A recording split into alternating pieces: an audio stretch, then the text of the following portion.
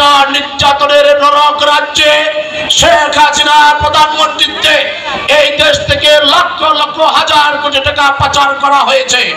আপনারা জানেন উক্ত সময়ে বিএনপির নেতা কর্মীদের বাসা থেকে পিতাকে ধরে নিয়ে গুম করা হয়েছে, সন্তানকে ধরে নিয়ে অত্যাচার করে মেরে ফেলা হয়েছে।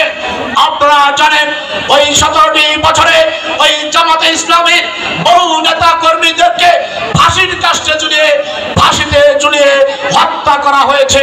আপনারা জানেন আমাদের দেশনেত্রী বেগম খালেদা জিয়ার বাড়ি বুলডোজার দিয়ে ভেঙে চুরমার করে দেশনেত্রী বেগম খালেদা জিয়াকে বাড়ি থেকে তাড়িয়ে দিয়েছিল এবং দেশনেত্রী বেগম খালেদা জিয়াকে গ্রেফতার করে মিথ্যা মামলায় গ্রেফতার করে ওই জেলখানায় রেখে 16 বছরে হত্যার পায়জুনি করেছিল। আমি আজকে এই জন্য বলছি, এত অত্যাচার গুম হত্যার মধ্যে আমরা যারা বিএনপি করেছে 42 লক্ষ মানুষকে তারা মামলার আসামি করেছিল। আমরা সেদিন 2 হাত ধরে আল্লাহ তাআলার কাছে বলেছি, আল্লাহ এমন একটি ঝড় দাও, এমন একটি তুফান দাও যার মধ্য দিয়ে এই স্বৈরাচার হাসিনার পতন হবে। আল্লাহ সেই ডাক শুনেছেন।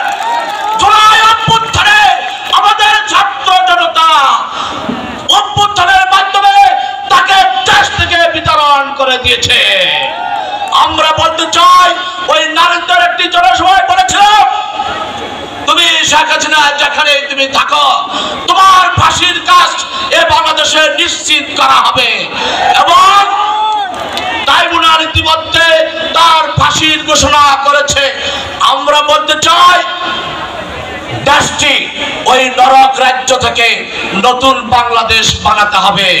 এই নতুন বাংলাদেশ বানাতে গেলে ভারপ্রাপ্ত চেয়ারম্যান জনাব তারেক রহমান কর্তৃক ঘোষিত ওই 31 দফার ভিত্তিতে আমাদের নতুন বাংলাদেশ তৈরি করতে হবে।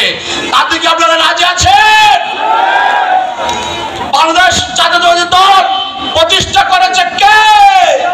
শহীদ প্রেসিডেন্ট জিয়াউর রহমান। এই দলের নেত্রীকে দেশনেত্রী বেগম খালেদা জিয়া। এই দলের নেতাকে আমাদের তারুণের অহংকার তারেক রহমান। তারেক শীষ মার্কা কার? দেশনেত্রী বেগম খালেদা জিয়া এবং তারেক রহমানের মার্কা হচ্ছে ধানের শীষ। এই ধানের শীষের জন্য আমরা বিএনপি করি, এই ধানের শীষের ভোট দেওয়ার জন্য আমরা বিএনপি করি। আজকে সেই ধানের শীষ কালিহাতীতে আমাদের জননেতা জনাব লুৎফর রহমানের হাতে জনাব তারেক রহমান এবং ভারপ্রাপ্ত দেশনেত্রী বেগম খালেদা জিয়া সেই ধানের শীষ দেশের আমাদের নেতা লুৎফর রহমানের হাতে তুলে দিয়েছেন। আপনারা কি চান ধানের শীষের বিজয়ের মধ্য দিয়ে